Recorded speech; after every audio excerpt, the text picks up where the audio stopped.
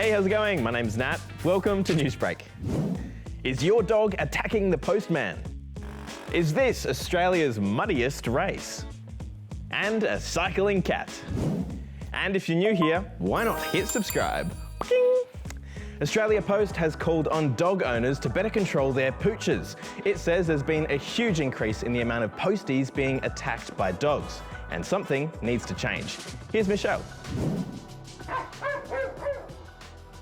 It's a neighbourhood rivalry that's been going on for years. But it's a rivalry that Australia Post says is actually pretty dangerous. Times a day a postie comes into some incident with a dog. Some of those can be very, very serious. We've seen damage to our posties. Some people not been able to actually go back to the job that they originally did. In the past year, it says there have been more than 1,100 dog attacks on posties. That's 400 more than the year before. Now Australia Post has launched a new campaign called Even Good Dogs Have Bad Days. Incredibly serious, which is why we're highlighting to the public today to please focus on keeping your dog secured, particularly when that postie's around. That means lock your gates, close your garage doors, and check leads are properly attached. And if your dog is particularly protective, keep them somewhere where the mailbox is out of view. Just don't assume because your dog's never bitten you that it doesn't bite. That's probably a main one because we hear that a lot. Be aware that your dog, it does have instincts to chase and bite. And look, we love dogs. Some of us are dog owners. We don't want the dogs to get hurt. Ukraine has had some high-profile visitors. It's been more than 2 months since Russia's invasion of the country. Now, US House Speaker Nancy Pelosi has met with Ukraine's president to show America's support. Do not be bullied by bullies. If they're making threats, you cannot back down. That's my view of it, that we're there for the fight, and you cannot fold. Actor Angelina Jolie also met with people in Ukraine, but had to flee from a railway station after air raid sirens went off.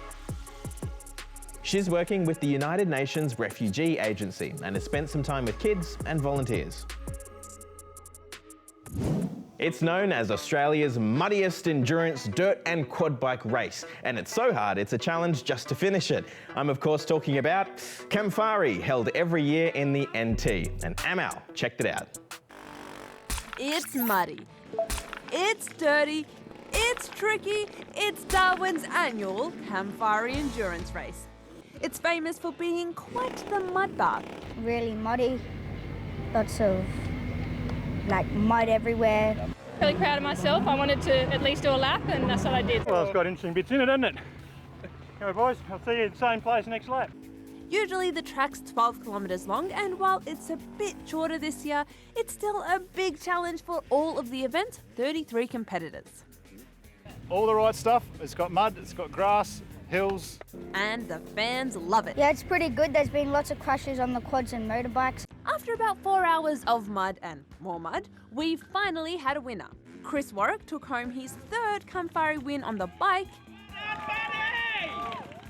A couple of big crashes and lost my goggles on a couple of laps early on, so as you can see, my face is tortured. And for the quads, Jason MacArthur crossed the line first. I had some challenging bits, and then I had some dry bits and whatnot. Now it's time to meet a social media influencer with 4 legs who rides around the streets of London in a basket on a bike. Oh, far out. No, not like that. It's a cat. Didn't you pick that up? It's a cat. 4 legs. It's a cat.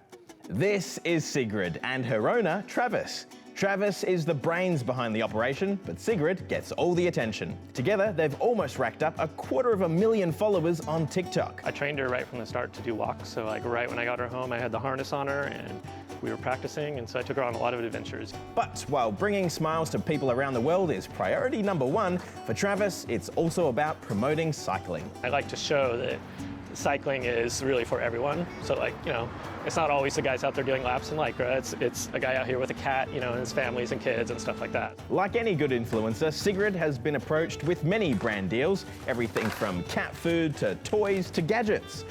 While I suspect the fast-moving feline may not have a firm opinion on sponsorship, Sigrid is very clear about one thing: dogs are out. Oh, you like all the negative dog stories on the show today? I bet you would. Bye for now. Say goodbye.